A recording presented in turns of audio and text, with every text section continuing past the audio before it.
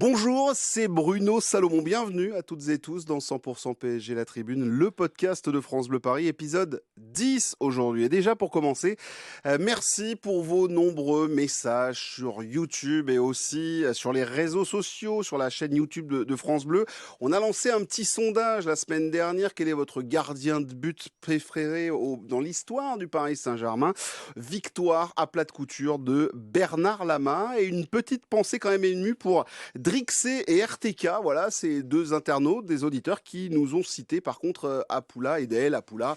On te salue bien évidemment, et puis pour continuer, vous continuez bien évidemment à nous mettre des petits messages aussi d'où vous nous écrivez, par exemple comme Émilie qui nous écrit de Grenoble, tiens c'est marrant de citer Grenoble, j'aime bien, ou sinon Fred de Joplin ou Joplin dans le Missouri aux États-Unis, et donc aujourd'hui je veux le meilleur latéral droit du Paris Saint-Germain. On devient un petit peu plus pointu. En tout cas, je ne sais pas pour vous, mais moi, ce matin, je suis en pleine forme. Je suis en pleine forme, pourquoi ?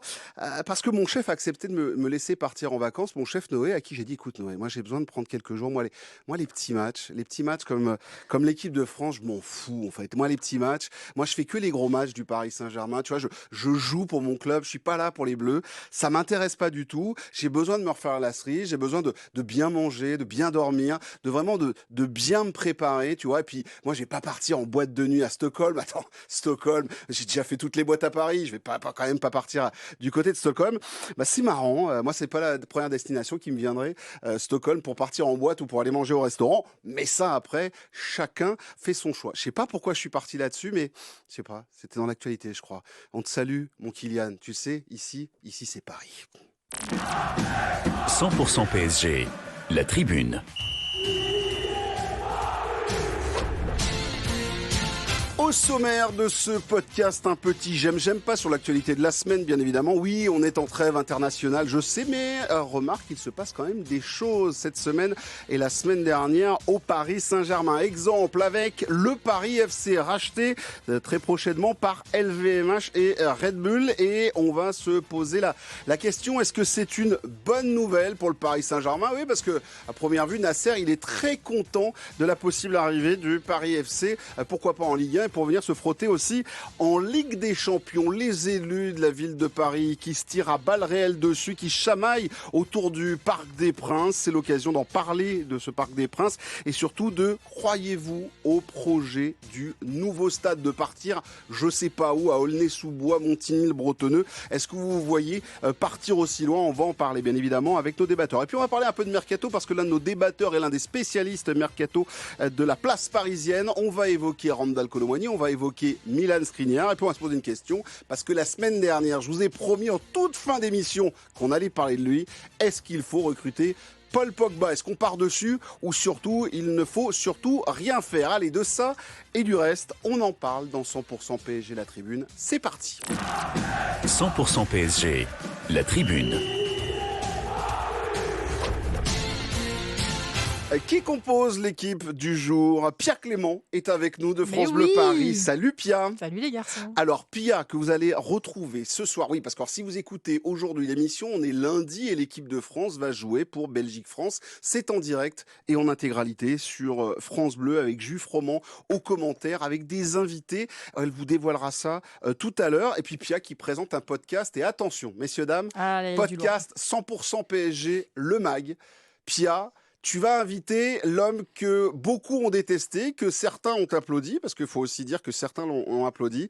Tu reçois jeudi prochain, dans le podcast 100% PSG Le Mag, Robin Leproux. Ah, très bien. Voilà. Ça je va me poser. suis demandé, puisque le principe du podcast, c'est de confronter un invité avec les supporters, je me suis dit, qui est la personne à qui les supporters ont le plus besoin de parler ou envie, ou voilà. Et je me suis dit, Robin Leproux. Et quand je l'ai contacté, il a dit oui tout de suite. Donc ça va être très intéressant, je pense. Et très fort comme moment. À retrouver en podcast 100% PSG, le MAG, tous les jeudis en début d'après-midi. Vous retrouvez ça sur toutes les bonnes plateformes de téléchargement. Et donc avec Robin Leproux face à 3 supporters et toi, Pia, pour discuter de l'actualité, de son actualité et de ce qu'il a mis en place, bien évidemment, dans l'histoire du Paris Saint-Germain. Vous verriez la tête qu'il vient de faire quand on a annoncé Robin Leproux, lui, l'ancien ultra, lui, qui va encore dans les virages. C'est Aymeric Le Gall de 20 minutes. Salut Aymeric. Salut Bruno, salut tout le monde. Ça va? Tu vas écouter. Nickel. S'il y a même de la place, moi je viens. Il y a eu beaucoup de supporters qui ont eu envie de venir. Ça a été dur de faire le casting. L'idée est hyper intéressante et je vais écouter ça avec attention. Ouais, effectivement, on va tous écouter cela et ça sera toujours très intéressant d'écouter Romain Leprouve. Je me demande d'ailleurs ce qu'il devient. On en reparlera tout à l'heure. Enfin, c'est un grand retour. Il est désormais un homme totalement changé, un heureux papa. Et comme lui a dit Pia, mais c'est fou, t'as même pas les cernes sous les yeux. Comment vas-tu, Marc Méchénois? Bienvenue chez toi. Ça va très bien, merci. Je dors à peu près. Tu dors à peu près, effectivement. On salue le petit bout. Et madame, bien évidemment, Marc Méchénois du Parisien qui est avec nous. Bienvenue à toi et bon retour dans la famille. Merci. 100% PSG, la tribune. Les amis, on attaque avec notre petit tour de table. Un j'aime, j'aime pas. Alors oui, vite fait comme ça. Un j'aime ou un j'aime pas. On part pas sur chacun un j'aime et un j'aime pas. Un j'aime ou un j'aime pas. J'attaque avec ton j'aime, Pia. Je sais que ça concerne un milieu de terrain parisien. Exactement. J'aime que Warren ne soit pas très utilisé par Didier Deschamps parce que je trouve que tout va trop vite pour ce jeune homme. Warren, il y a des... Bien sûr. Il y a des jeunes joueurs de 17-18 ans dans d'autres équipes, dans d'autres pays qui, comme Warren, sont déjà titulaires dans des très grands clubs, etc. On sait que c'est possible, mais on sait aussi que c'est des joueurs qui finissent leur carrière en ayant mal partout, comme Marco Verratti par exemple. Oui, tu dodelines de la tête, Marc, mais quand même, il l'a dit et je pense que c'est une réalité. Ça, il commence très tôt, très fort, et donc je ne serais pas contre qu'il soit un peu plus utilisé par Didier Deschamps, mais je trouve que cette trêve internationale un peu mollo piano pour lui, c'est pas plus mal. Une petite minute de jeu en toute fin de match, c'était face à Israël. Est-ce qu'on le sous-utilise pas quand même en équipe de France parce qu'il a ciré le banc pendant l'Euro et là même face à Israël on le fait rentrer en toute fin de match, Aymeric?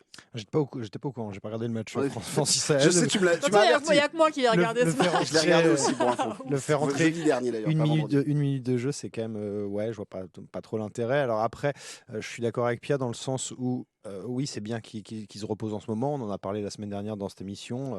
Il a vécu un début de carrière costaud, très chargé.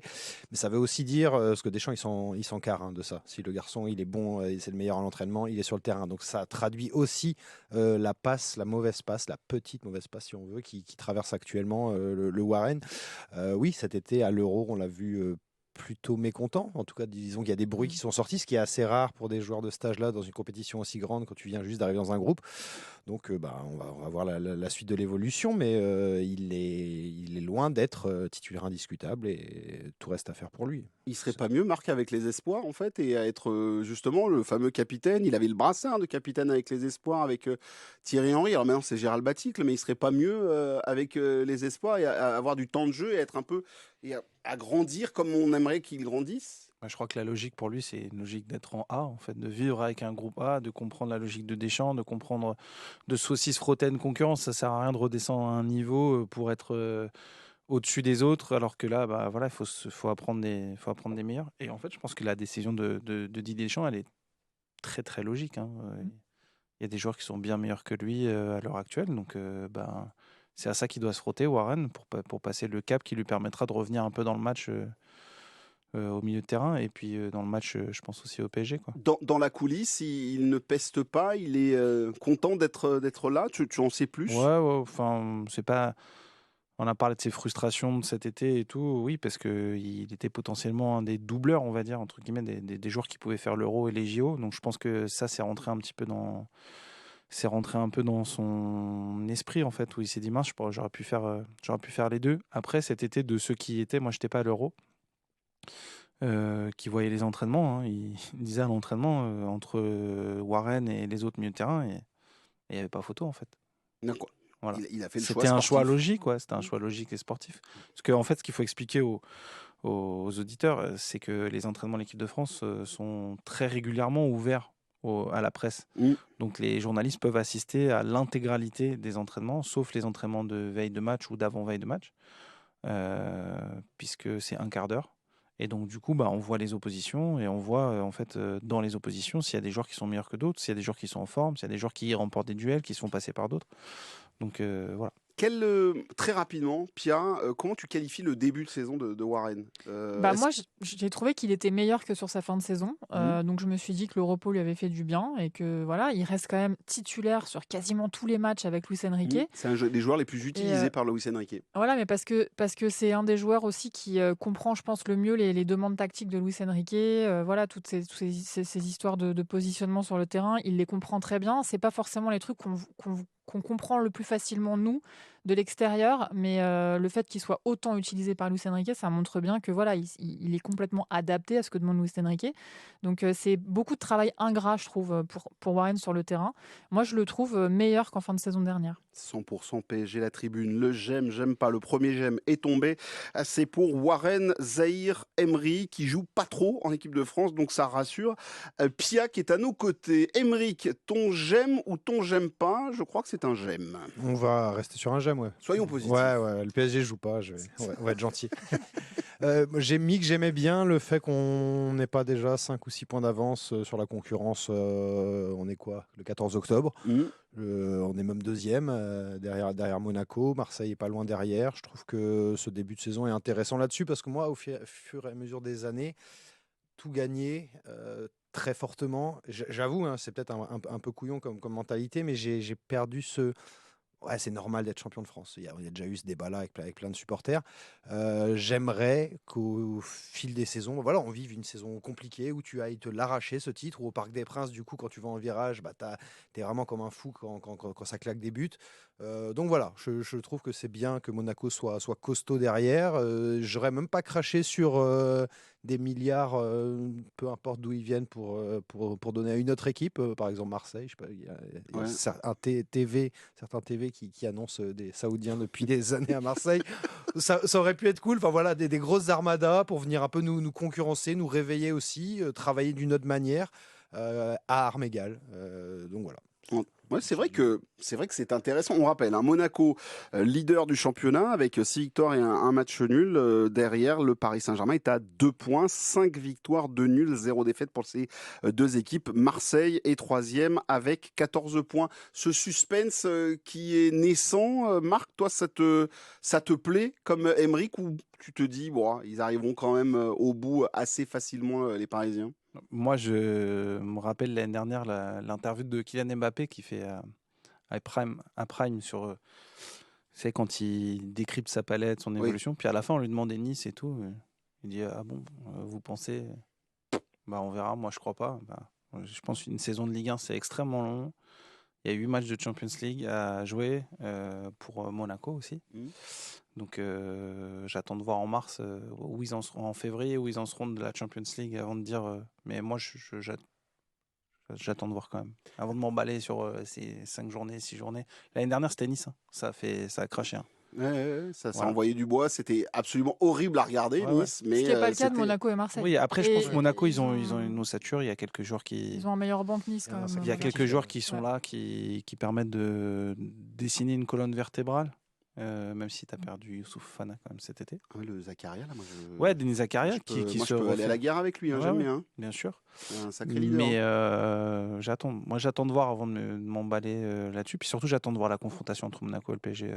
Alors effectivement, on nous l'a placé à une date exceptionnelle, le 5 janvier.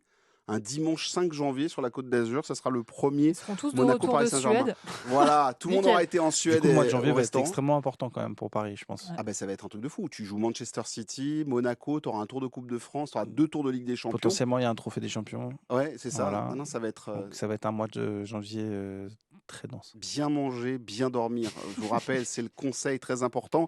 Ce championnat, toi, tu penses que c'est déjà réglé entre Monaco, Paris et Marseille? Non, pas du tout. Ah ouais? Alors, non, mais moi, jamais tu m'entendras dire oui, c'est déjà réglé, parce que je suis du même avis qu'Emeric. Moi, ça me déprime ce truc. J'ai pas envie que ce soit réglé à l'avance.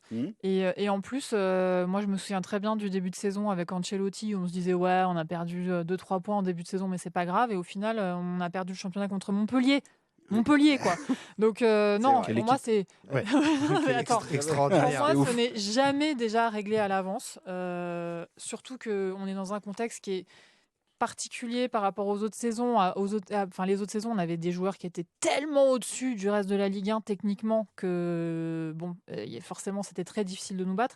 Là, c'est la configuration, elle est complètement différente. Il y a certaines équipes qui sont beaucoup plus avancées que nous en termes de travail ensemble, de connaissances les uns des autres, etc. Donc non, moi j'ai pas du tout envie de me dire que c'est gagné d'avance. Et heureusement. En tout cas, c'est dans le Midi Libre où Laurent Nicolin, le patron du MHSC de Montpellier Hérault, l'homme qui nous conseille de se passer d'un restaurant pour prendre DAZN, qui nous a annoncé qu'on va chez le futur champion de France. Son prochain match est face à Marseille et il a annoncé que pour lui c'était l'OM. Il voyait bien l'OM champion de France. Quel pif! Ouais, c'est pour ça. C'est quoi? T'es supporter de l'OM, t'as Laurent Nicolin qui te dit Marseille va être champion, bah tu dis bon bah voilà, saison terminée. Saison terminée, c'est foutu. Alors vous savez, dans cette émission, on la prépare en s'envoyant des WhatsApp et donc je demande est-ce que vous pouvez me donner votre j'aime ou j'aime pas. Et donc Marc m'a dit je ne sais pas. Non, en fait, on va se découvrir. T'as trouvé, très bien. Donc Marc, c'est à toi. J'aime ou j'aime pas? J'aime. J'aime quoi? Je suis très positif. J'aime beaucoup cette trêve internationale où il y a moins de Paris Saint-Germain. Je trouve que... on est bien aidé avec une équipe de France qui est complètement en train de se mettre dedans. C'est juste que je trouve que le Paris Saint-Germain c'est presque devenu un club quelconque en son début de saison, dans ce qu'il nous raconte, dans ce que nous raconte son entraîneur, dans ce que nous raconte ce club. C'est quelconque. Même le stade, je trouve qu'au stade, il y a moins de magie. J'ai l'impression que le stade n'est pas aussi rempli que d'habitude. Je te le confirme. Voilà. J'ai des petites vidéos après 25 minutes de jeu où il y a des jolis trous sur le dernier bien match. Sûr. Alors, je trouve que ça fait du bien et j'espère qu'on va repartir avec ce calendrier qui s'enchaîne et qui va reprendre un break en novembre sur une autre dynamique parce que ce PSG là pour le moment ça devient un club quelconque. Et ça te gêne toi ou ça me gêne, ça me dérange parce que je dis pas que les affaires extrasportives me manquent, pas du tout, mais sur le terrain je me régale pas. Sur la personnalité des gars, à part un ou deux mecs, je me régale pas non plus. Sur le storytelling ou les infos qu'on veut nous faire passer, c'est un peu ennuyeux. Sur le fait que les mecs sont hyper bridés, je trouve ça ennuyeux. Et puis pour les supporters, je crois que ça à la longue, ça va devenir chiant, quoi. Et c'est vrai que ça manque un peu de personnalité dans ce nouveau Paris Saint-Germain, celui qu'on nous vend désormais, la jeunesse, tout ça. C'est vrai que il se passe plus grand chose, moi, Emery. Ouais, alors, c'est pas mal, hein, les trêves internationales, sans qu'on nous parle de Stockholm et sans qu'on y soit pendant 3 jours, voilà. Ça y est, Mbappé nous appartient plus, donc on peut toujours dire des choses sur lui, mais on s'en fout un peu plus maintenant. Après, on va en parler, hein. Comme je l'a vous le dis tout de suite, juste histoire de. Non, histoire de quoi. J'en peux plus de lui, j'en peux plus. Comme l'a dit Marc, on va pas regretter les affaires extrasportives du passé, mais moi, ce que je retiens de ce qu'il dit, et là, je suis d'accord avec lui, c'est que sur le terrain, cette équipe-là, qui avait réalisé un bon début de saison, qui mettait un petit peu de paillettes, elle commence déjà à m'ennuyer un peu profondément. Ces joueurs, ces dépassements de fonction qui n'existent pas, ce manque de caractère, parce que transgression aussi. Ouais, je suis d'accord. C'est la transgression qui manque un peu. Ouais. Et donc effectivement, c'est un peu mou, ça manque un peu de personnalité, mais à partir du moment où sur le terrain ça roule et que les mecs se comprennent, qu'ils vont au charbon les uns pour les autres, comme j'ai vu en début de saison, ça me plaisait. Je me suis dit, il y a plus Mbappé, on a enlevé le roi casse-bonbon. Tout le monde va monter un peu en gamme.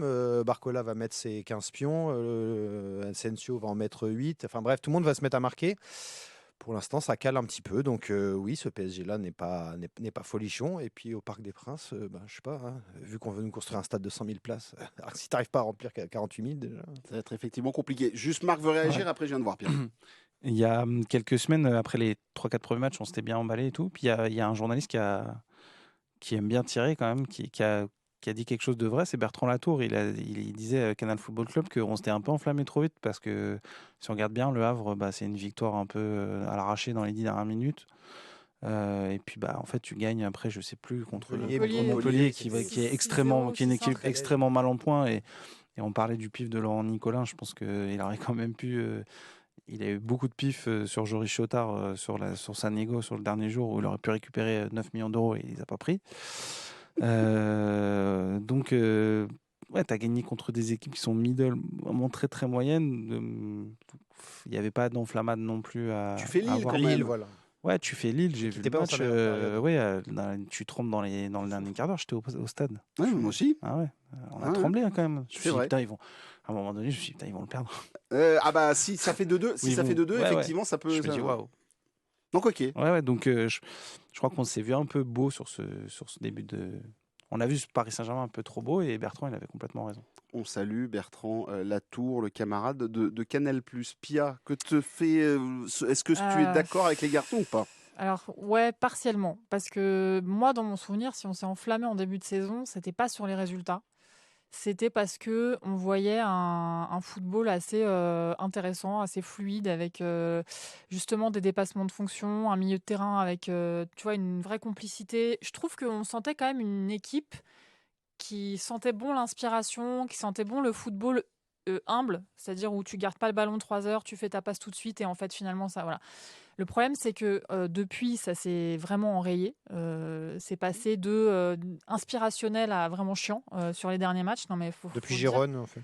Ouais, vraiment. Bah, en fait, on a eu que des équipes qui ont joué très, très, très, très bas. Et en fait, le truc, c'est qu'on n'a pas trouvé la clé pour ça. Et ça va pas assez vite, quoi. Il y a trop de touches de balles. Enfin, c'est chiant à regarder. Après, sur le Parc des Princes qui est pas plein. On en garde un peu pour le Parc des Princes, qu'on va en parler tout à l'heure avec le stade. Là, je parle pas du stade en D'accord. soi, mais sur le fait que les affiches soient pas pleines.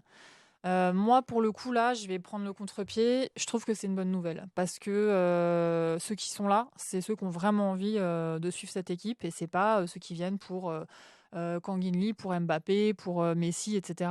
C'est les supporters qui sont là. Donc, que ça prenne un peu de temps à se re-remplir et que les gens se rendent compte que les vrais Parisiens qui se plaignent depuis des années en disant mais en fait c'est inaccessible le parc, il n'y a jamais de place dispo, etc. Que les gens commencent à se rendre compte que bah si en fait il y a des places dispo ces temps-ci, donc vous pouvez y aller. Ça m'étonne pas tellement qu'il y ait des trous. À mon avis, ça va vite se combler. Mais pour moi, c'est pas plutôt source de satisfaction, ça, bizarrement. Ouais, juste un truc, je fais passer un message déjà au Paris Saint-Germain. Je sais qu'on nous regarde. Je salue. T'as l'air sadique quand tu dis ça, c'est bizarre. Non, mais juste, tu sais quoi, un bon vieux coup de no-show. En fait, en gros, pour moi, ces trous-là, ce sont des personnes qui n'arrivent pas à revendre leurs abonnements comme ils l'ont fait pendant des années. Ils ont 3-4 abonnements. Il faut aller les poursuivre, il faut les dégager. Et il y a des gens qui attendent, des supporters du Paris Saint-Germain, qui veulent ces abonnements-là et qui vont l'avoir. Je vous conseille, effectivement, vous pouvez vous faire des matchs. Un pote me dit, j'irais bien voir le match, veille de match. Je lui fais, tu sais quoi, va sur la plateforme du club, je suis sûr, pour 40 balles. Il est allé se voir la rencontre, ce qui ne se fait plus depuis une éternité. Marc, pour terminer. Pour concrètement, je reçois toujours, j'ai un revendeur de places qui achète des places pour un comité d'entreprise et qui élargit en fait ses reventes. Et j'ai vu les prix des places, j'ai pas eu une place en dessous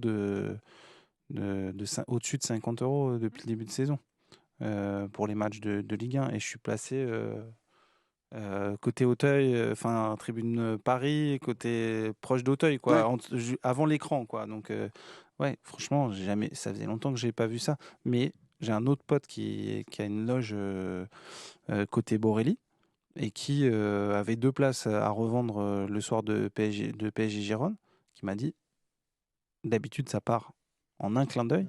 Là, c'est pas parti. C'est pas parti du tout. C'est pas parti du tout. Et elles étaient pas.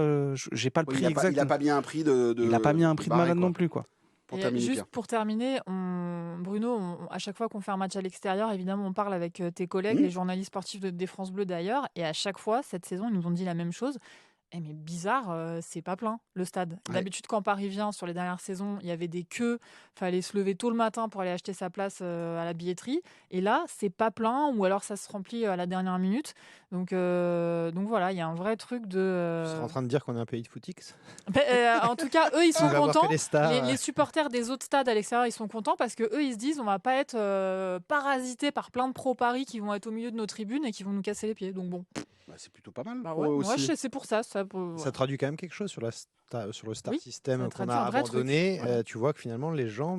Ça impacte aussi les autres, en fait. Mais donc moi, je trouve quand même ça dommage que tu n'arrives pas à remplir 48 000 spectateurs, même sans Mbappé, Messi ou Neymar. Pour moi, ça va se re-remplir, mais avec des. Enfin, j'espère en tout cas, avec des vrais supporters. Ça dépend de l'équipe. En fait, ça dépend de ce que tu vas voir sur le terrain. Ça dégage. Avant cette émission, on avait une discussion sur Zoumana Camara. Ouais. On l'a eu en interview il n'y a pas longtemps. Et il m'a dit à la fin de l'interview, on reparlait de cette équipe autour des années Laurent Blanc, autour de Zlatan notamment.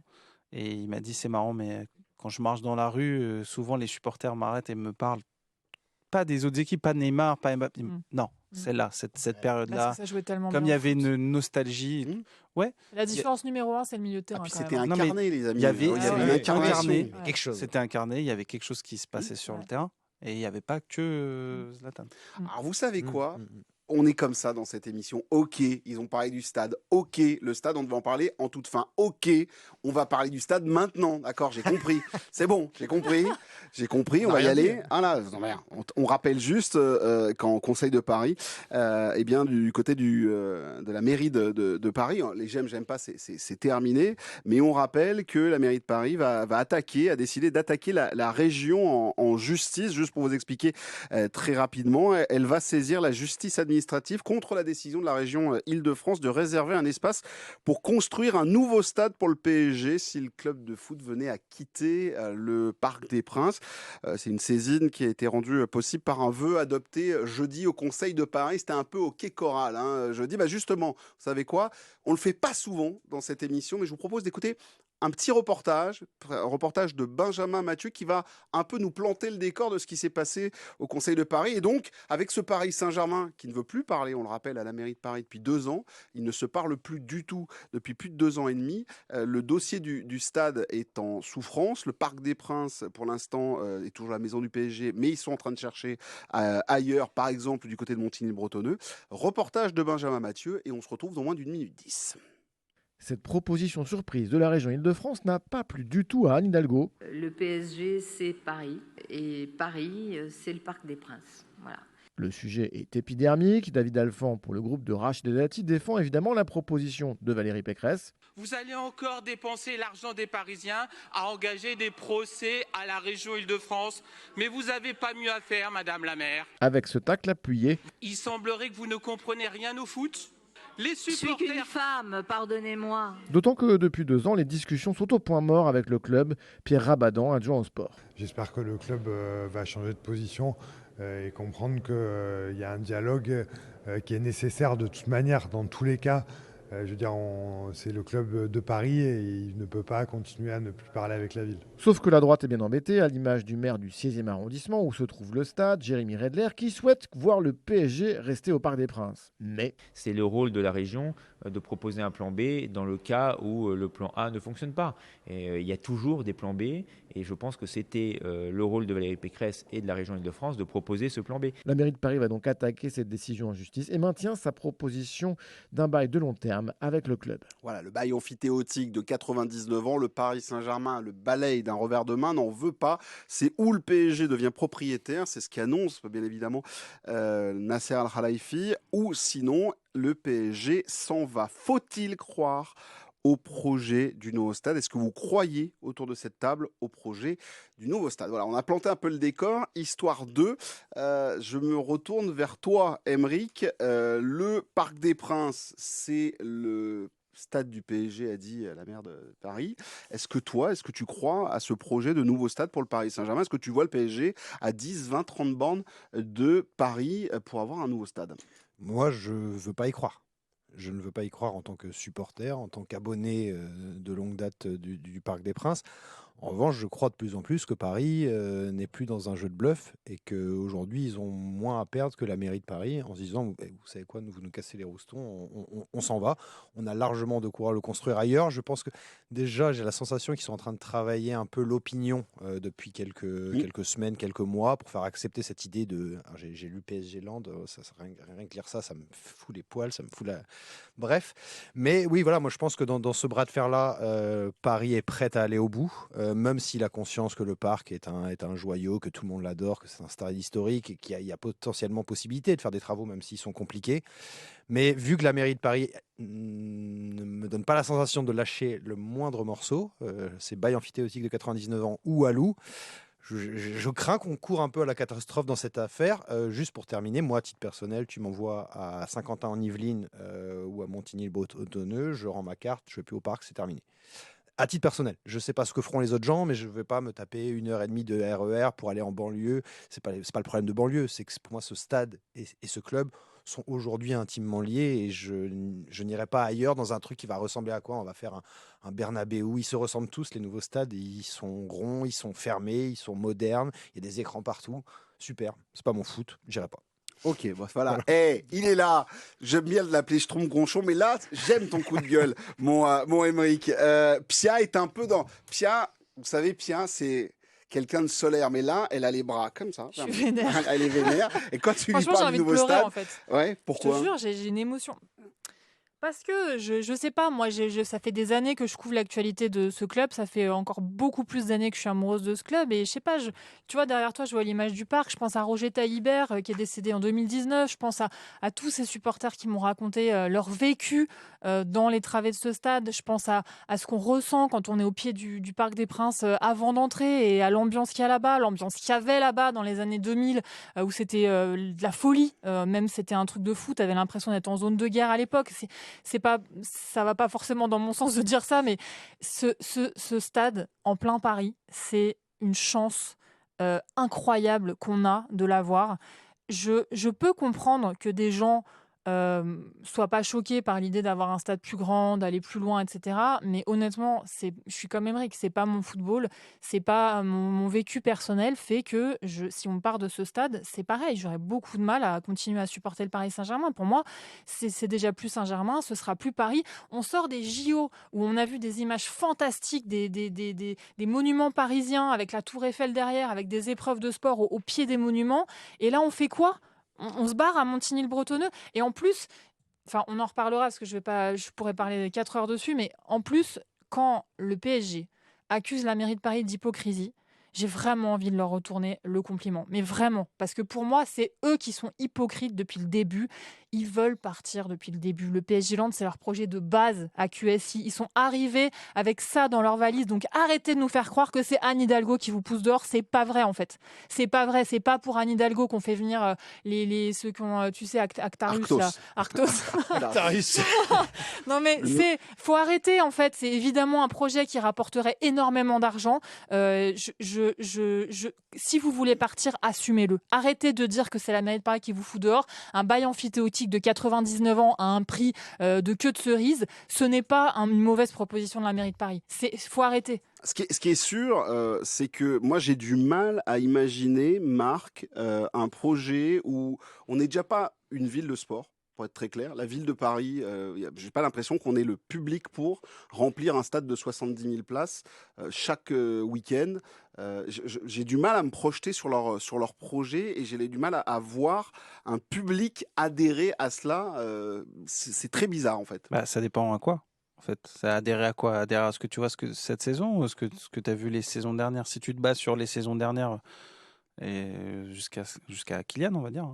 Ou avec les stars qui étaient là, ou l'équipe qui jouait, t'as envie d'y aller. Je pense qu'il n'y a aucun problème. Certains feraient le déplacement. Mais ils ont des outils pour comprendre en fait l'offre et la demande. Donc à partir de ces outils-là, ils font leurs études et ils savent qu'ils vont remplir un stade de temps les soirs de match. Après, l'étude qui avait été faite à la base pour le Parc des Princes, c'était pas de dépasser 60 000. Ils pensaient à 60 000 parce que c'est Jean-Claude Blanc qui le disait. Lui, il pense aussi à l'expérience du spectateur. Est-ce que le spectateur est bien assis? Est-ce qu'il voit bien le match? Est-ce qu'il passe un bon moment, en fait? Et il a raison, en fait. Comme quand tu vas à Roland-Garros. Lui, c'est l'école Roland-Garros. Est-ce que tu es bien? Tu es à l'aise? Est-ce que tu passes un bon moment? Est-ce que tu es comme ça, tu es collé à l'autre spectateur? Est-ce que tu es très très loin? Voilà, est-ce que tu es très loin dans le stade? Et ça, c'était des choses qui leur parlaient. Donc, je pense qu'ils peuvent le faire. La question, c'est que vont-ils nous montrer dans les prochaines années sur le terrain? Est-ce que ce qu'ils vont nous montrer sur le terrain va susciter un engouement dément? Voilà. Moi, c'est ma seule interrogation. Il faut qu'ils pérennisent quand même un engouement, quoi. Est-ce que le projet, parce que mettre des jeunes et avoir un projet jeune, c'est pas fait pour attirer un public un public fidèle qui va aller dépenser chez PSG Land. Non, je sais comment faut l'exciter, moi, Aymeric. Je dirais PSG Land à chaque fois. Non, mais c'est vrai qu'il y a entre la politique sportive actuelle depuis cet été et la volonté de se développer sportivement via ce nouveau stade, tu es un peu en contradiction pour le moment. Moi, je pense qu'effectivement, tu ne ramèneras pas 80 000 personnes à 30 bornes de Paris avec du Désiré Doué. Voilà, ça c'est dit pour lui. Maintenant, s'il plante 40 buts par saison pour les 2 prochaines saisons, voilà, en fait, c'est ça. Si tu crées tes propres stars, il n'y a pas de. Parce que ça peut être potentiellement le Joao Neves, il peut être le futur Verratti. Donc ça demande quelques années. Le stade, il sera prêt dans 15 ans. 8 ans, a dit Vittoriano Melero. 8 ans, c'est le début des travaux ou c'est parce que c'est un projet à 8 ans. Ils connaissent pas les défenseurs des grenouilles, les associations bio machin et tout. Hein. Elle va être la première. Elle est la première qui va trouver des grenouilles dans le terrain à Montigny-Bretonneux. Parce qu'à Brest, le stade, il a pris 15 ans de retard parce qu'il y a une asso écologique qui défendait la présence de grenouilles. Voilà. Donc, et ça, vous pouvez me croire, quel que soit l'endroit qui sera choisi par le Paris Saint-Germain, ça arrivera. Il y aura des gens qui vivent autour et qui vont dire vous nous faites chier avec votre PSG Land, on n'a pas envie de voir débarquer un hôtel, des magasins et des trucs sur nos champs et dans nos forêts. C'est là où Jean-Claude Blanc avait été très fort. Je pense à Poissy. Où il avait tout désamorcé. Mais est-ce qu'on a désormais ces personnes-là au Paris Saint-Germain? Parce que on rappelle juste, les amis, sachez-le, en fait, Jean-Claude Blanc, on l'aime pas, le travail qu'il a fait, tout le monde l'aime,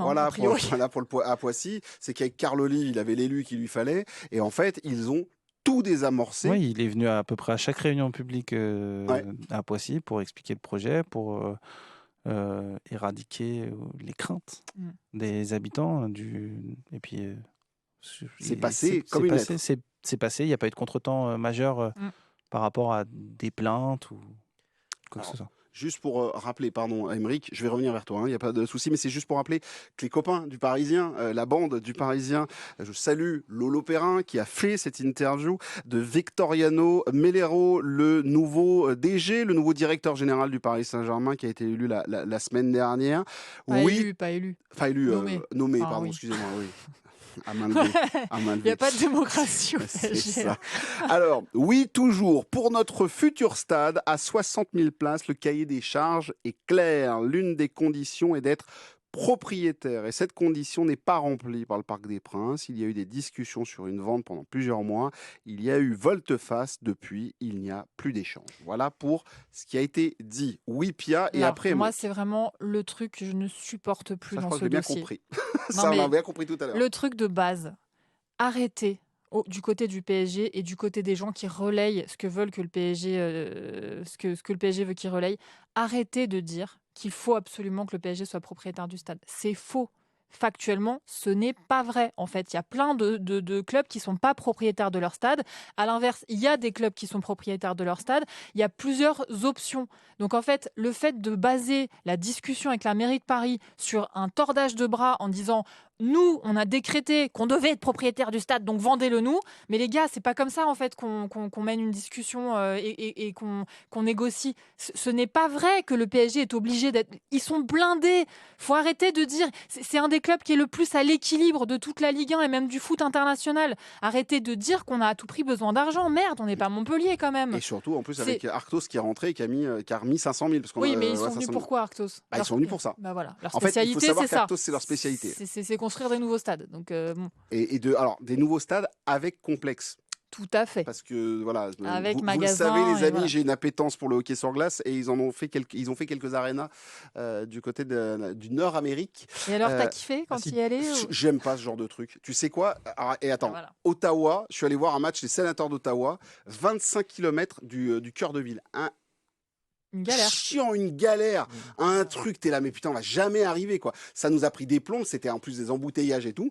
Et aller au match, alors bien évidemment, fan de NHL, j'étais tout content, voilà, mais alors, ça a pris un temps. Et je me suis dit, mais moi, je suis fan, j'y vais pas tous les 2 jours. Hein. C'est pas possible.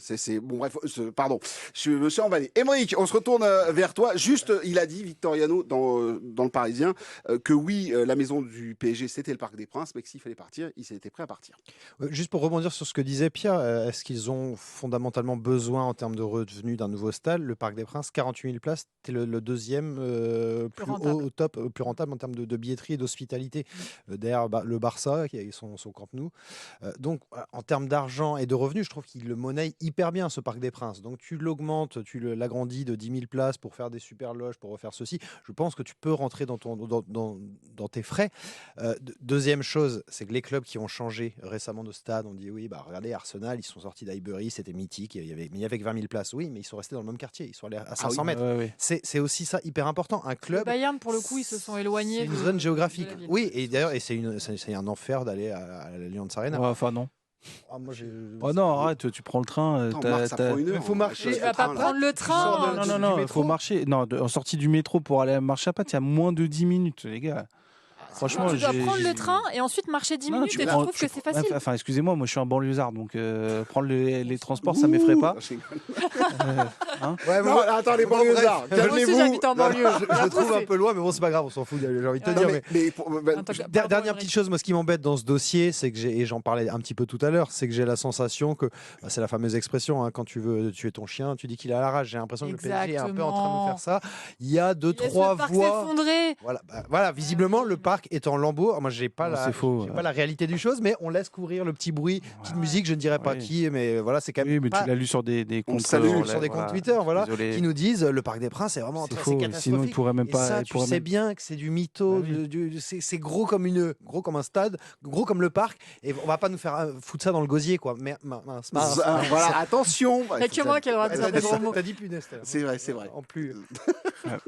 Moi, je pense que c'est pas terminé en fait. Je pense qu'ils avancent vraiment. Il y a les élections 2026, voilà. On le rappelle, pour moi, dossiers, dont d'autres dossiers dans d'autres villes. Pour moi, c'est le moment charnière du truc. En fait, Paris, ils ont lancé leur projet d'un autre stade avec la recherche de la destination la plus proche possible de Paris. Je pense que c'est vraiment leur objectif, mais c'est le truc le plus complexe à faire.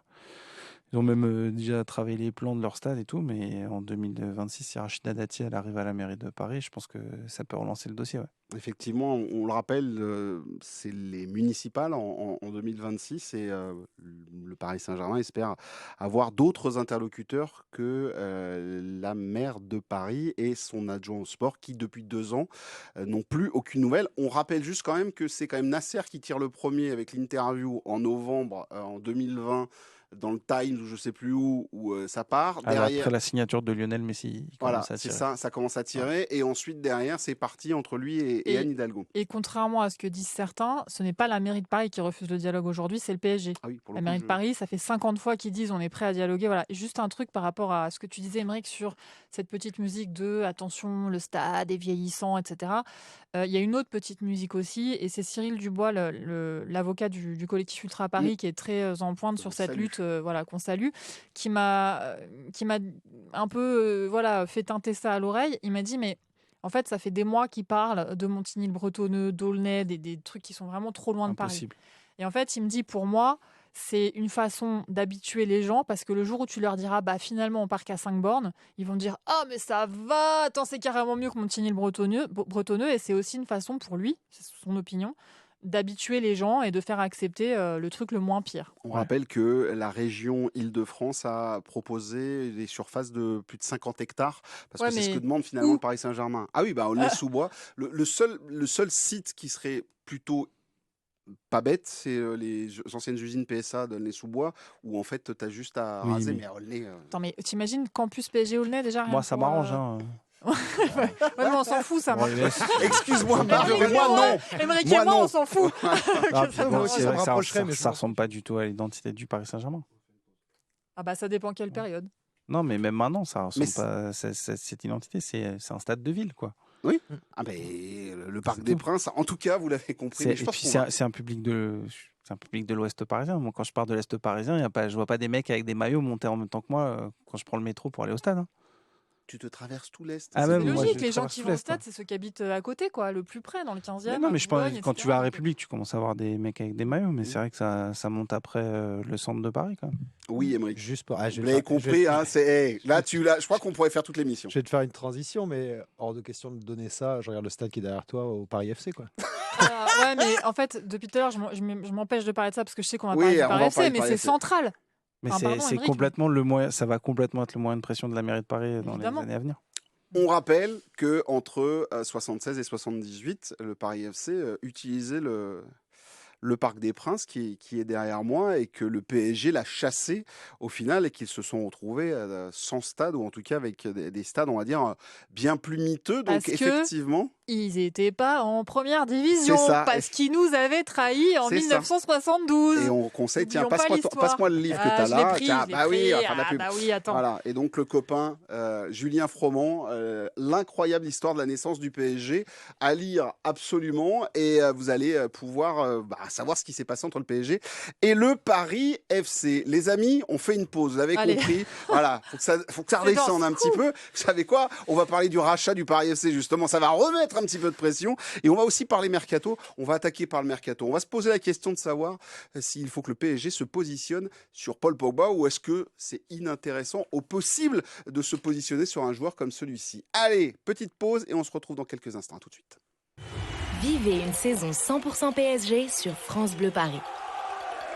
Ce samedi à 21h, le Paris Saint-Germain accueille au Parc des Princes le RC Strasbourg qui se classe à la 7e place de Ligue 1. Vous avez rendez-vous dès 20h30 sur France Bleu Paris pour l'avant-match. France Bleu Paris, 100% supporter du PSG. 100% PSG, la tribune. 100% PSG, la tribune. Marc Méchénois, Pia Clément et Aymeric Le Gall sont avec nous. Et puis il y a Fred aussi qui réalise ce podcast et qui pendant la pub m'a dit, tu sais quoi, moi je suis de Montigny-le-Bretonneux, gardez-le votre stade, ils en veulent pas. Voilà, déjà il a mis la pancarte, on veut pas du stade. Bon très bien, on va garder le Parc des Princes, ça sera beaucoup plus simple. Est-ce que tu as vu des grenouilles à Montigny-le-Bretonneux, Fred? C'est la grande question. Pia est intéressée de savoir s'il y a des grenouilles pour savoir si on peut s'en passer. Les amis, petite page mercato dans cette tribune 100% PSG. Alors pourquoi page mercato alors que ça ne rouvre que le 1er janvier? C'est qu'on profite de la présence de papa, désormais Marc Méchénois, notre insider préféré de 100% PSG la tribune. On va parler de 3 dossiers et la première personne, en fait, pour t'expliquer, Marc, je ne sais pas si tu as écouté le dernier podcast, mais à la fin du podcast, pour me marrer, j'ai dit « Ah, j'ai oublié de vous poser une dernière question, Paul Pogba ». Donc là, j'ai vu Émilie, Ambre et Aymeric faire une descente de rideau. Pareil. J'ai fait, voilà, et là, je leur ai fait « Vous savez quoi? Vu vos têtes, je poserai quand même la question la semaine prochaine ». Voilà, donc comme ça nous permet d'ouvrir une page mercato, bien évidemment. Faut-il recruter et se positionner sur Paul Pogba un peu plus au sud, et bien plus au sud, ils en rêvent, ils se disent, vu tous les dossiers, les repris de justice qu'on a, on peut tenter, pourquoi pas, Paul Pogba. Mais là, moi, je me pose la question parce que finalement, on est en train de se plaindre qu'il n'y a pas de vedette et de personnalité au Paris Saint-Germain. Et là, j'ai l'impression qu'il y a un joueur qui a un peu de caractère. Déjà, Marc Méchénois, est-ce que le Paris Saint-Germain s'y intéresse? Est-ce que ce dossier intéresse le PSG? Et toi, est-ce que tu penses qu'il faudrait que le PSG s'y intéresse? Alors, je me suis même pas posé la question au point de prendre des renseignements sur cette éventualité. Pour plusieurs raisons. La première, c'est que j'avais dit dans cette émission il y a quelques mois, et ça m'avait valu un bashing sur les réseaux sociaux, que Luis Enrique aimait les petits gabarits au milieu de terrain. Oui. Et en fait, un mois plus tard, João Neves arrive. Ça, c'est la première chose. La deuxième chose, c'est que Paul Pogba, alors, il va jouer quoi? Milieu relayeur droit? Tu fais venir Pogba pour enrayer l'influence, la croissance, le développement du joueur de ton centre de formation? Je pense pas. Ça, c'est la deuxième On parle de Warren Zaïre. Ouais. Troisième point, je pense que ces derniers mois, avant de compétition, Paul Pogba, il ressemble plus à Renato Sanchez qu'à Paul Pogba. Ça, c'est fait. Voilà. Et je pense que Paris n'ont pas envie d'avoir un problème d'infirmerie. Ils veulent des joueurs sur lesquels ils peuvent compter. Et en fait, le récupérer maintenant, après ses problèmes physiques, après plus d'1 an et demi sans compétition, il y a une inconnue qui est énorme. Et c'est un risque qui est trop grand pour une équipe qui a des besoins immédiats. Donc, Paul Pogba au PSG, je ne vois pas pourquoi ça se ferait. Bon, voilà, comme ça au moins c'est réglé, mais j'ai quand même envie de faire mon petit tour de table. T'es gentil? Est-ce que, par exemple, Pia... Je vais rajouter juste un truc, c'est que je souhaite à Pogba de revenir et de redevenir le joueur qui, moi, m'a fait kiffer, en fait. Voilà. Oui, pour le coup, je te rejoins complètement, Marc. Après, derrière... Et de reprendre du plaisir et de re-kiffer le terrain. Et franchement, j'aimerais beaucoup le voir en France... Bon, c'est pas au Paris Saint-Germain, ailleurs. Marseille, c'est des mythos, mais complets. Et voilà, dans un club quelconque en France, même en Angleterre, aller se faire plaisir et faire kiffer les gens qui le regardent. C'est marrant, je me dis que la région parisienne, quand on connaît aussi les affaires autour de Paul Pogba, c'est peut-être pas Pia le meilleur endroit pour venir se refaire la cerise. Pour moi, c'est le problème numéro 1. Juste, on rappelle que il y a l'affaire de dopage pour laquelle finalement il a été condamné à 18 mois de suspension. Mais les autres affaires, je rappelle que Paul Pogba, du début à la fin, est une victime. Oui. Il n'est pas du tout incriminé dans quoi que ce soit. Il est victime d'extorsion, de chantage, de tout ça. Le gros problème, c'est qu'il est victime, ça n'a pas encore été jugé, mais d'après ce qu'on a compris de l'affaire, de son entourage et donc de gens avec qui il a grandi. Moi, j'avais été énormément marquée par un article, je crois que c'était dans le journal de l'Équipe, sur l'entourage d'N'Golo Kanté. Dans France Football. C'est dans France Football, peut-être, ouais. Et c'était un reportage vraiment très marquant où on comprenait que c'était totalement impossible que N'Golo Kanté revienne jouer là où il avait grandi. C'est l'unique raison pour laquelle il n'est pas revenu, en fait. Voilà. En Ile-de-France, quoi. Ouais.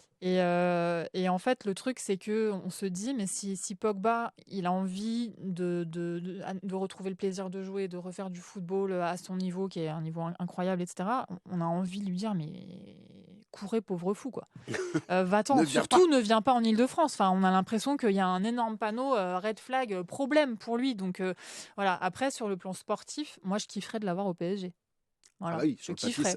C'est quelqu'un qu'on a envie d'aller voir au stade le week-end. On rappelle qu'il est de Lagny-sur-Marne et puisque vous parliez de France Football, l'enquête sur N'Golo Kanté, je vous conseille, c'est en vidéo, c'est sur l'Équipe. C'est un reportage de Sébastien Tarago, une enquête sur toute l'affaire Pogba. Et là aussi, tu plonges dans un truc, tu as l'impression de voir un fait rentrer l'accusé. C'est dark. Dans France Football, c'était Antoine Bourlon qui avait fait le papier. Ouais, et franchement, c'est voilà, quand très tu vois sombre. l'entourage. C'est très sombre et c'est pas des enfants de cœur, c'est vraiment des gens dangereux, quoi. Donc.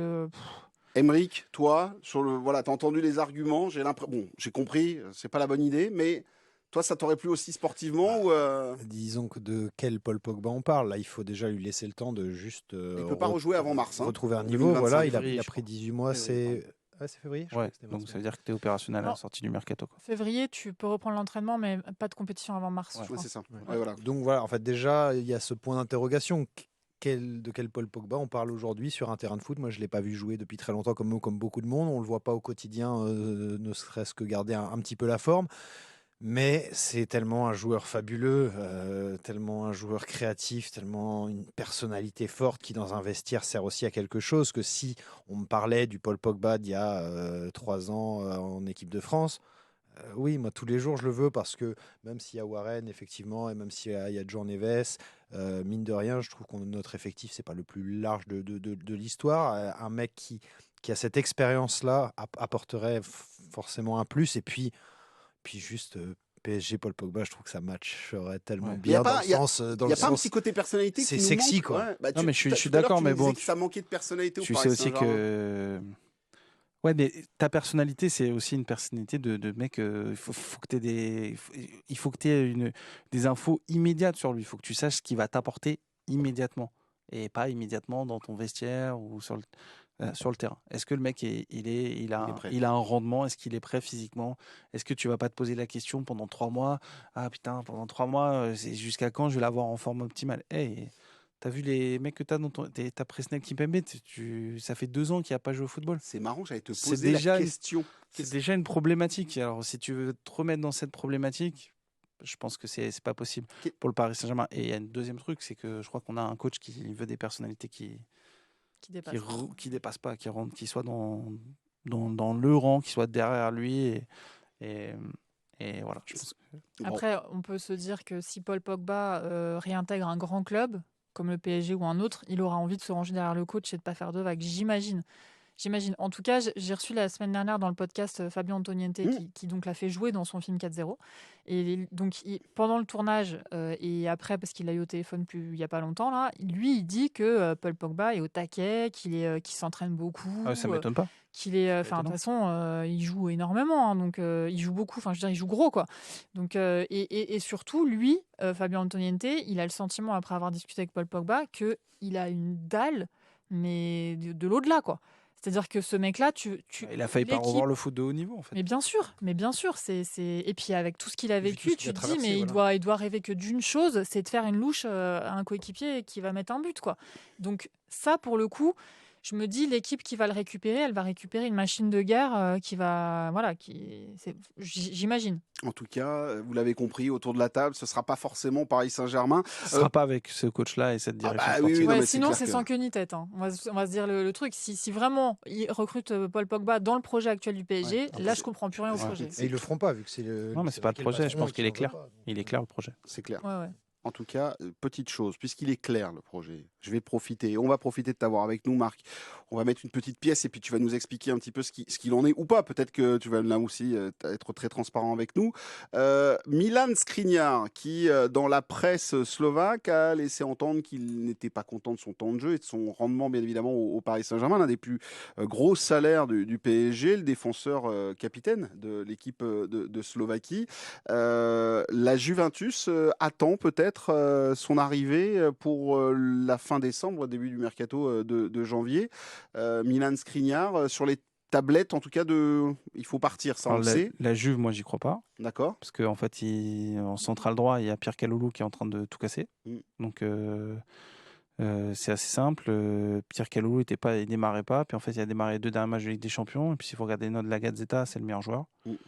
Et avec des commentaires enflammés. Et pour en avoir discuté un peu avec des proches, ça se passe très très bien. Et Thiago Motta, il est hyper satisfait de Pierre Kaloulou. Donc Thiago, tu me manques. Ah, pardon. Ouais, j'ai du mal à croire à ça. Et surtout, j'ai du mal à croire que ce soit un profil qui les intéresse en termes de qualité de relance et vitesse, quoi.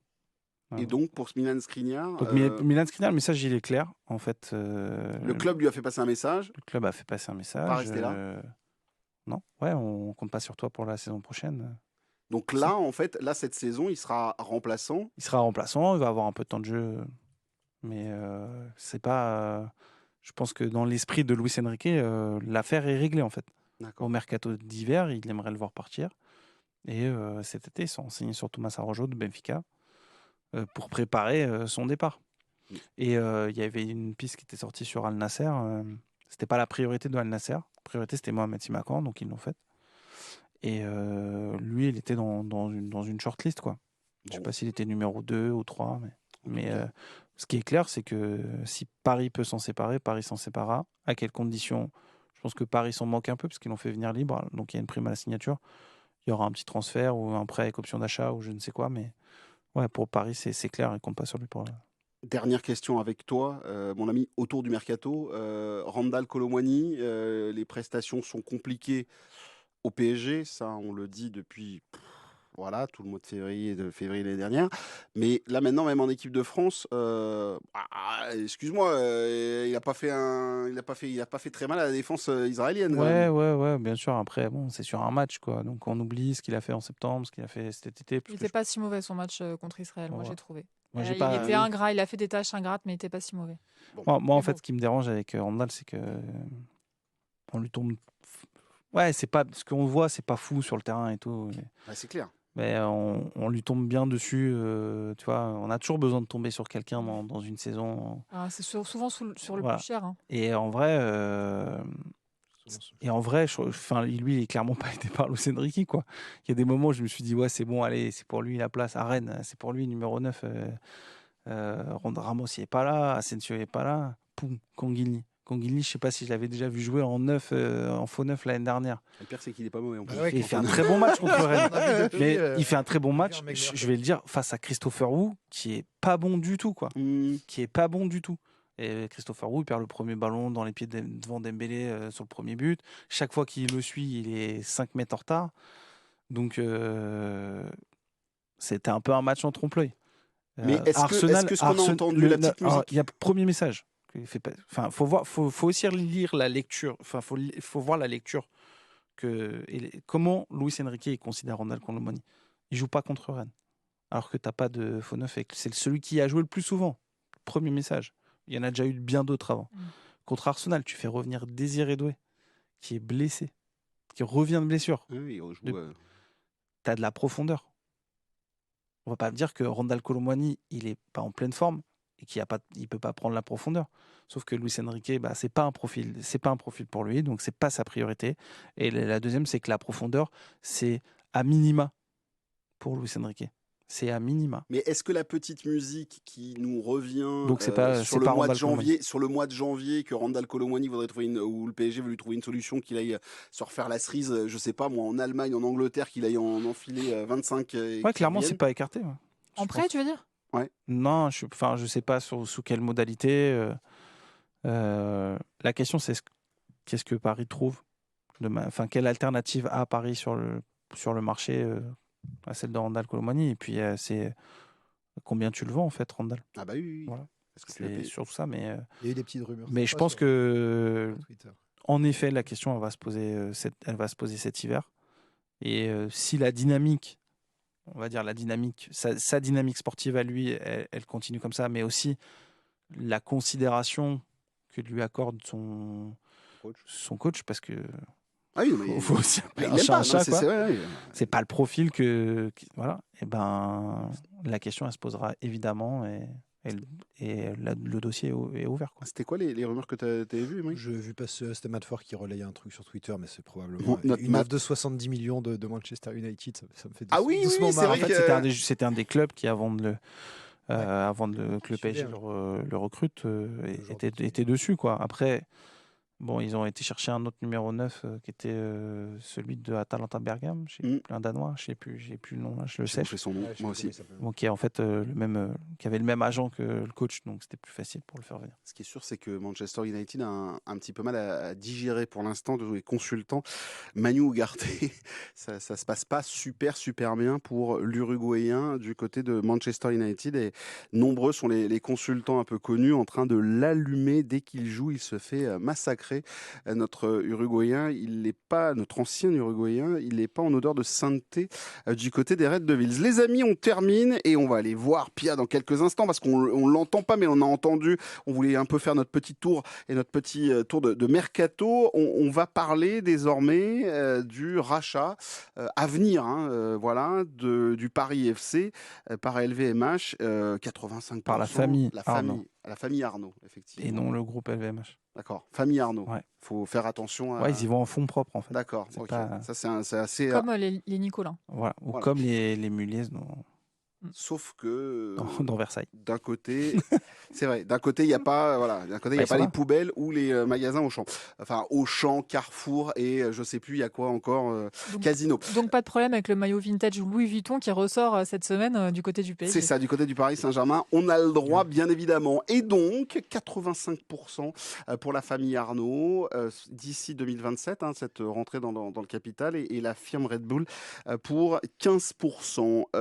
On a eu des unes de journaux, on a eu des débats autour de tout cela avec le monde du foot qui s'enthousiasme sur ce Paris FC qui pourrait donc qui va se retrouver sous pavillon de la famille Arnaud. On rappelle justement pour le côté du Paris FC, actuellement leader de la Ligue 1, ça fait 2-3 ans qu'il travaille plutôt bien, ça fait 2-3 ans qu'il passe à côté de la montée, et on va se poser la question, puisque tout le monde se pose et se demande, est-ce que c'est une bonne nouvelle pour le Paris Saint-Germain? Parce que même Nasser Al-Khelaifi s'est félicité de savoir que le Paris FC allait passer sous pavillon de la famille Arnaud. Je vais vous poser la question, on va juste écouter Pierre Rabadan, adjoint au sport à la ville de Paris, sur l'arrivée justement de cette famille Arnaud dans le club du PFC. Je vous rappelle juste que le PSC va bientôt aussi jouer, ça a été confirmé par la mairie, du côté du stade Jean-Bouin. On sera la seule ville au monde à avoir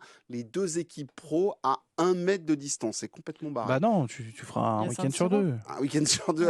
Bien sûr. Allez, on passe. Bah oui, c'est ce qui va se passer comme à San Siro. Bah voilà, effectivement, c'est le Milan. Un week-end sur deux. Bah par contre, va-t-on changer les sièges, ça va être un peu difficile. Non, mais quand même, tu feras Jean-Bouin un week-end. Et puis oui, ça, on est d'accord. Voilà. Puis c'est comme à Rome, comme à Milan. On écoute Pierre Rabadan tout de suite. C'est une très bonne chose pour le développement du Paris Football Club dans l'ensemble du club, son centre de formation, parce qu'il y a un projet qui est vraiment porté sur la formation, son équipe féminine extrêmement performante et évidemment l'équipe masculine qui veulent aussi monter en Ligue 1 et s'installer comme un club qui compte dans le paysage du football français au plus haut niveau. C'est beaucoup d'ambition, mais ils veulent absolument garder l'ancrage local. La volonté a été très clairement dite et réaffirmée et je crois qu'ils l'ont fait lors des derniers échanges qu'ils ont eu avec la maire de Paris. Donc évidemment, ça nous va très bien. C'est un club qui est amené à grandir, qui a maintenant des possibilités nouvelles et qu'on sera heureux d'accompagner vers le meilleur niveau et peut-être vers un derby dès l'année prochaine. Est-ce que c'est une bonne nouvelle pour le PSG de voir un projet au Paris FC? Et là, tout de suite, il y a la main de Marc Méchénois qui se lève. Oui, Marc. Ouais, avant de répondre à ta question, il y a un truc qui m'a interpellé, c'est lors des derniers échanges avec la maire de Paris. Oui.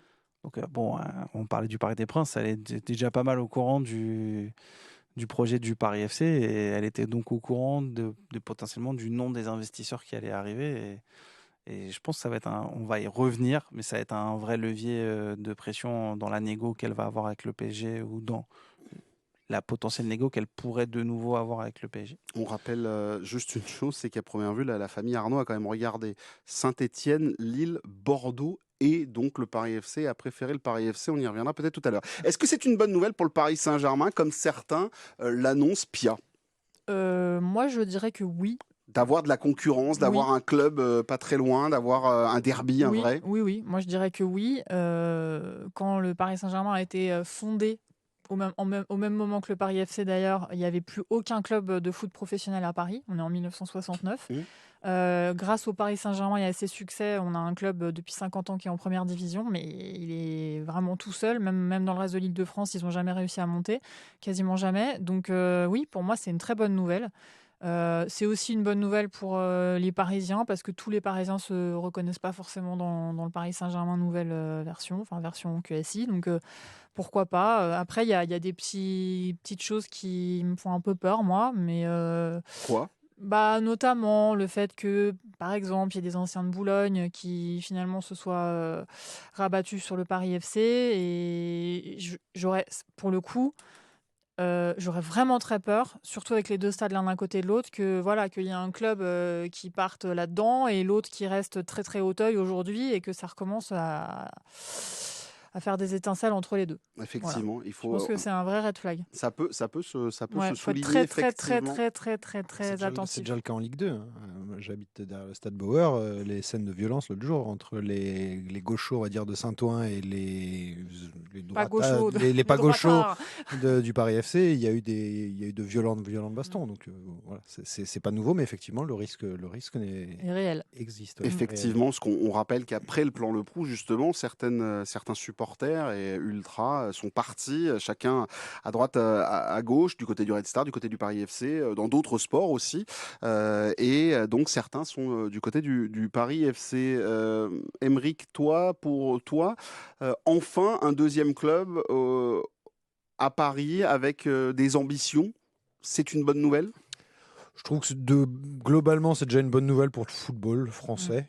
Ça fait, on vit en plein marasme. Alors apprendre qu'il y a peut-être une famille qui a un petit peu d'argent, qui a envie de se lancer dans un projet pour faire de la capitale française enfin une capitale normale aux yeux du football européen. Oui, parce qu'on rappelle, deux clubs. On rappelle que toutes les capitales européennes ont la plupart deux clubs, à part Berlin. Voire 5. Voilà, voire 12 comme à Londres. À Londres. Hein, Berlin, il y en a 2. Oui, mais Berlin, ça fait le yo-yo. Ça monte, c'est un peu comme le PFC. Quoi. Enfin, voilà. Pardon. Donc, rien que pour ça, c'est une bonne chose. Je trouve que ça met un petit peu d'excitation dans ce début de saison. On va voir comment va être mené ce projet. Après, en termes de, pour le côté derby, ça aussi, ça me plaît. Moi, j'imaginais bien, un petit cortège pour aller les jouer. Ça, c'est sexy sur le papier. Alors après, en termes de sécurité, comment ça se passera, on verra. Ils vont interdire les déplacements, tu sais. Ouais. Bonne chance. Pas le droit d'arborer un maillot du PSG dans ta ville de Paris. Ils sont capables. Le préfet est tout à fait capable de faire ça. Après, juste une chose, c'est que je pense que ce club-là ne va pas venir concurrencer le Paris Saint-Germain d'ici demain. Ils l'ont rappelé dès le départ. Tout n'est pas encore bouclé, mais ça parle de se baser aussi sur ce qu'a fait, parce qu'il y a Red Bull qui arrive derrière, donc c'est une politique de jeunes. Le centre de formation du Paris FC, ils ont un nouveau depuis quelques années, ils travaillent plutôt bien. Donc je pense pas qu'ils vont arriver comme QSI est arrivé en 2011 en lâchant 300 patates et en allant chercher du Ibrahimovic, du Thiago Silva, etc. Je pense que ça sera pas du tout la même politique.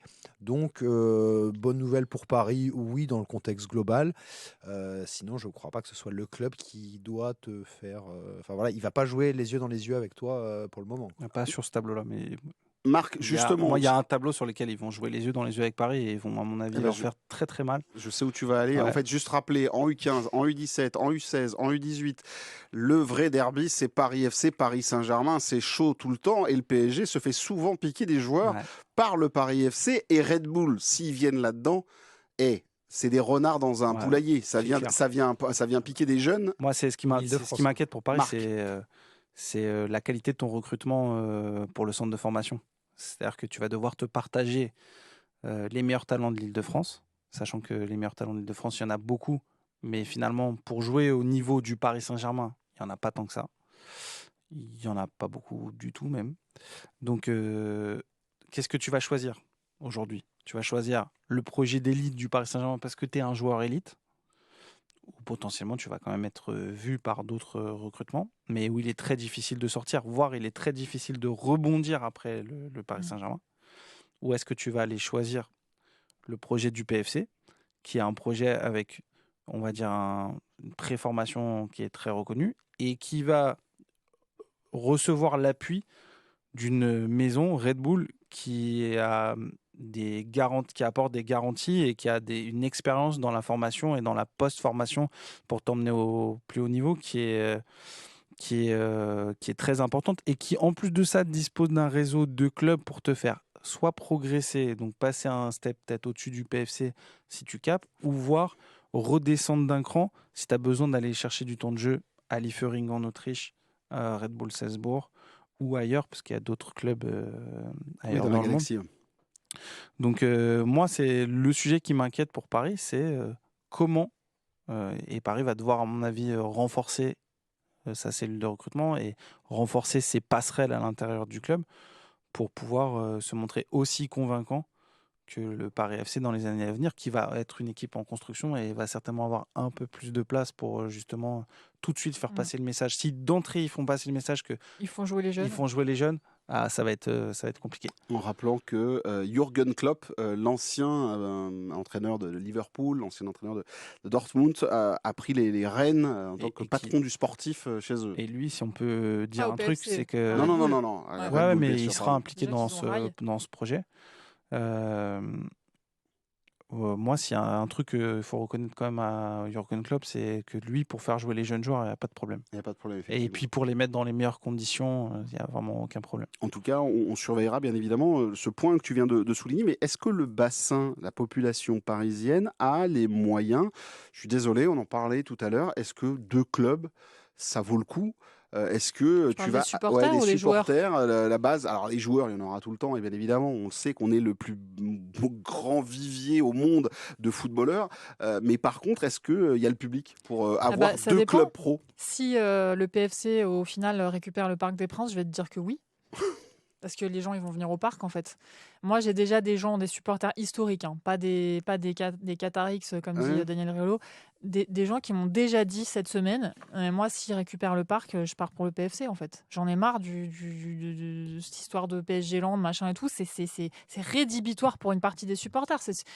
Il y a des supporters, s'il y a vraiment du football avec un vrai projet qui joue au Parc des Princes à côté de chez eux, qui iront au parc. Donc moi j'ai envie de te dire que oui, il sera peut-être pas rempli le parc, mais pour moi il y a assez de fans de foot en Ile-de-France. Oui, tu parles de supporters historiques qui peuvent changer de club comme ça du jour au lendemain. Je te jure qu'il y en a qui m'ont dit ça. Tu sais quoi, à la fin de l'émission, il y en a un qui va prendre des numéros de téléphone pour un papier. Non, mais je te promets que des gens m'ont dit ça. Parce qu'il y a des gens. Il faudra qu'ils revoient leur notion d'historique quand même, parce qu'à un moment donné. Tu viens de dire, Émeric, toi-même. Le stade n'a pas changé. Émeric, toi-même, tu viens de dire que si le PSG partait du parc, t'arrêterais d'être supporter du PSG. Non, j'arrêterais d'être abonné au Parc des Princes, au PSG Land. Parce que moi, j'en ai aussi qui m'ont dit. Moi, je serais à la vie à la mort supporter de ce club-là, peu importe ce qu'il arrive. Et je vais pas parce qu'il y a un nouveau stade, une nouvelle équipe qui vient prendre mon stade. Eh ben, je te dis que moi, il y a des gens qui m'ont dit, des gens très sérieux, qui m'ont dit, moi, ça y est, c'est surprenant. Marc. Moi, pour répondre à la question, est-ce qu'il y a un public à Paris pour ça ? En fait, est-ce qu'on pensait qu'il y avait ce public-là pour les Jeux Olympiques ? Qu'il allait y avoir cet engouement. Bien vu. En fait, ça dépend de l'histoire qu'on va nous raconter. Ça dépend de comment va se construire ce projet, et ça dépend aussi peut-être un peu de comment va se construire va perdurer, va se construire l'autre projet qui est en face du Paris FC, qui est le Paris Saint-Germain. Si tu pars à Montigny-les-Bretonneux, moi je suis désolé, je comprends l'idée que moi je suis team Émeric. T'es PSG, voilà, t'as signé à vie. Maintenant, il y a des gens qui viennent au stade, ils viennent pas uniquement, ils viennent pour passer un moment. Ils viennent voir du Ils viennent vivre une expérience. Voilà, ça c'est le terme, c'est vivre une expérience. Toi, tu as passé trop de temps auprès du PSG. On vient vivre une expérience. Mais c'est ça, en fait, ils viennent passer un moment. C'est vrai. Ils viennent passer un moment en famille, ils viennent passer un moment entre potes. Voilà, puis après ils vont boire une bière ou avant, ils vont boire une bière à la porte de Saint-Cloud. Bon, c'est une soirée entre copains. Moi, j'ai déjà fait, voilà. Mais sur le long terme après. Voilà, non, mais il y a un gros. Normalement, c'est censé y avoir un gros turnover. Mais la question, c'est est-ce que toi, qui veux vivre une expérience, tu vas aller la vivre à Paris, où tu prends la ligne 9 ou tout autre moyen de transport, où tu mets un petit coup de voiture en périph', même s'il y a des bouchons, où tu vas à Montigny-les-Bretonneux. Le Bretonneux. Fred, on rappelle que Fred est. Ou à Aulnay-sous-Bois, que je connais mieux. Moi, j'ai du mal à y croire. Et c'est pour ça que je pense que cette arrivée avec les moyens de la famille Arnaud, elle va générer une autre réflexion, à mon avis, dans la stratégie du Paris Saint-Germain. Et je vous conseille d'écouter le billet d'humeur de Romain Bédouc, notre copain de la bande, qui tous les matins est à 8h34, sur justement l'envie d'avoir un peu d'adversité. Voilà, il a envie de détester un club. En gros, c'est ça. Et ça serait, au lieu que ça soit Marseille, ça serait le Paris Dommage FC. Que ce soit le club où il y a rail dedans. Oui, effectivement. Bon. Oui, Marc, pour terminer. Et après, Pia, tu voulais aussi réagir, je voulais juste ajouter un truc sur le PFC. Marc Pia. Je dis ça, et je dis pas ça parce que je travaille pour le Parisien, qui est une propriété d'LVMH. Mais je suis très content qu'en fait, enfin, un grand industriel français, une grande fortune française vienne dans le football français avec un projet. C'est le cas à Rennes, quand même. Ouais, mais qui est plus une histoire de famille et d'identité. Et je suis content parce que en fait, j'en ai marre de voir des fonds d'investissement américains qui viennent et qui font n'importe quoi, qui dépouillent des clubs avec des gens sans foi ni loi. J'ai lu l'enquête de Mediapart sur Gérard Lopez la semaine dernière. Là, c'est un cas extrême. Là. Extraordinaire quand même. C'est fou en fait. Gérard Lopez, ancien patron de. Lille, patron de Lille, je pense qu'à Lille, qui est à Bordeaux et qui est à Lille. Mais je pense qu'une des récentes sorties de Olivier Létang qui rappelait que quand il a repris le club, c'était au bord de la faillite. Voilà. D'autres fonds d'investissement américains qui viennent. Je pense que John Textor, l'histoire de roulement entre les clubs, lui, ça va mal se terminer. Lyon, ça va mal se terminer. C'est quand même un truc de fou. Donc, je suis content et j'espère que d'autres entrepreneurs français vont suivre ce mouvement, ou vont se poser la question de comment créer le meilleur adage pour apporter un projet viable et durable sur certains clubs. Pia, pour terminer. Ouais, juste pour terminer, un mot de foot féminin, parce que pour le coup, le PFC, c'est un club très très sérieux au niveau du foot féminin. C'est un des 3 meilleurs clubs français. Et donc, je ne peux que me réjouir en tant que fan de foot féminin du fait qu'ils ont tout de suite pris acte de leur section féminine en parlant dans les médias, etc. Et pour le coup, avoir un nouveau grand club de foot féminin, là je suis super contente parce que honnêtement, Lyon PSG, au bout d'un moment, On a envie d'autre chose. Un de ces quatre, il faudra peut-être qu'on fasse une émission autour de l'actuel PSG féminin aussi. Au secours. Alors là, apporte la corde. C'est ça, effectivement. Je vous conseille de regarder le match Nantes-Paris Saint-Germain. Pour le coup, il y avait du monde. Oui. Les Nantaises, elles ont fait un bête de match. Et nous, on a eu beaucoup plus de mal. Voilà. Mais on a quand même gagné. Comme aux Jeux Olympiques. Juste pour terminer. La Beaujoire, super ambiance, mais un match, c'était très dur. Les Nantaises, elles ont bien joué. On va terminer là-dessus. Je voudrais juste vous dire, avant de lancer les titres pour se dire au revoir, surtout, je voudrais juste vous dire, là, vous venez d'entendre Pia Clément, juste vous dire, si vous écoutez cette émission, le podcast en audio ou le podcast en vidéo, alors déjà toutes vos petites étoiles, tout ça, les petites notes, et surtout, juste vous dire que ce soir, si on est lundi, si vous écoutez ça lundi, ce soir, 20h sur l'antenne de France Bleu Paris et sur toutes les antennes de France Bleu, le match 20h30. Belgique, 20h30 exactement, Belgique-France, Ligue des Nations, avec le match en intégralité. Julien Froment aux commentaires, Nadia Ben Mokhtar, notre copine consultante qui sera là, et des invités. Il y aura Jonathan Donnel, l'humoriste, et il y aura Fabien Antoniente qui va nous raconter comment ça s'est passé la diffusion de son film à Clairefontaine. Et effectivement, 4-0 qui va bientôt sortir en salle, je crois que c'est le 23 octobre, c'est ça. Et sachez que j'ai été coupée au montage. Je l'ai appris hier. J'ai des potes qui ont vu, parce que j'étais censée être dedans, j'ai des potes qui ont vu le film, ils m'ont dit, mais en fait, t'es pas dedans. Super, voilà. Merci Fabien. C'est ça, grande déception. Je sens. On va le voir du coup. Voilà, effectivement, on va le boycotter. Il y a quand même des gens bien. On va le boycotter et juste vous dire une dernière chose, n'oubliez pas, jeudi 100% PSG, le mag, le podcast de Pia de France Bleu Paris, avec comme invité Robin Leproux. Il est temps de se dire au revoir.